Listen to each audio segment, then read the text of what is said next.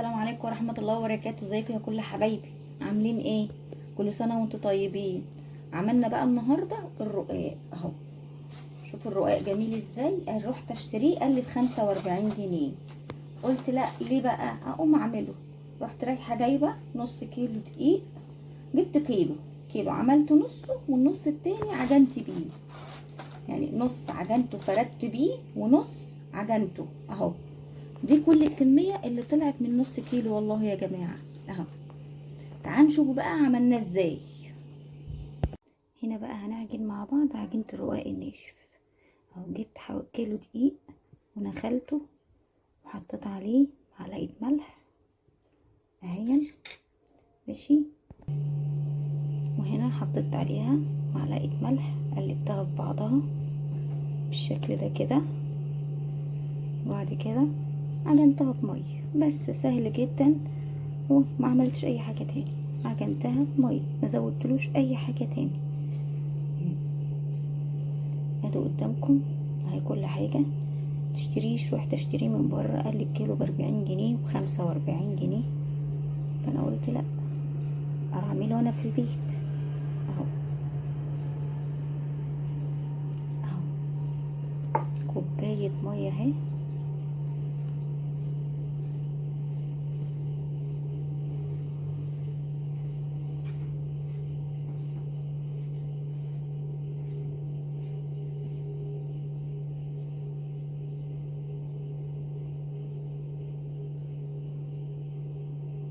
ادي كوباية. خلصت كده كوباية اهو على الكيلو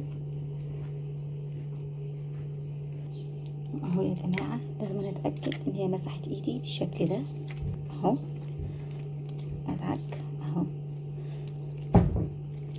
بعد كده اهي مسحت ايدي. لازم تكون مسحة ايدي كده. مسحة ايدي بالشكل ده ماشي. والمها بقى واشيلها. وهي يا جماعة العجينة ولا لينة قوي ولا لابسة قوي اهي. جميلة ومخدتش وقت اهي. اسيبها بقى تستريح شوية. انا ما حطيتش خمير عشان اقول اسيبها تخمر.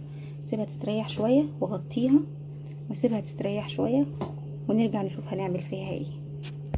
وهنا اهو يا جماعة بعد ما سيبنا العجينة ارتاحت قطعناها بالشكل الكور الصغير ده. فرشنا الاول ارض الصينية الارضية كده، فرشناها بشوية دقيق وقطعناها تقطيعات صغيرة كده واحدة جنب واحدة كده ماشي. ورحنا مغطينها وسيبناها تستريح شوية. وجينا هنا على الطبق التاني ده ورحنا ايه، ورحت ماسكاها فردها قدامكم كده زي ما انتوا شايفين كده اهي. رحت جايه ماسكاها فردها كده اهي دقيق اهو. ورحت فردها اهي. دي كده خلصت. دي كده خلصت عمايل اهي. نعمل واحده كده نجربها قدامكم اهو. رشيت على الصينيه اللي هفرد عليها شويه دقيق وجبت اللي انا هفردها اهي قدامكم اهي اهي. وهحط عليها برده شويه دقيق يبقى من فوق دقيق ومن تحت دقيق. واعملها بايدي الاول كده. ودايما وانا بعملها اخليها مدوره مش واحده عاليه وواحده واطيه اهي. وبالعجله اشتغل كده. لازم يكون عندك العجله دي اهي. ده احنا بنعمل واحده قدامكم اهو زي ما احنا عملنا. بنوريكم عملناها ازاي وسهل وبسيط. واعملي وعلمي وعيالك وفرحيهم واعملي في البيت بالعجله. وعمالين نشد كده يمين وشمال. حسيت ان هي هتلزق هتشيليها كده وتحطي تحتيها شويه دقيق وفوقها شويه دقيق اهي بالشكل ده يا جماعه زي ما انتوا شفتوا كده. خلينا نفرد فيها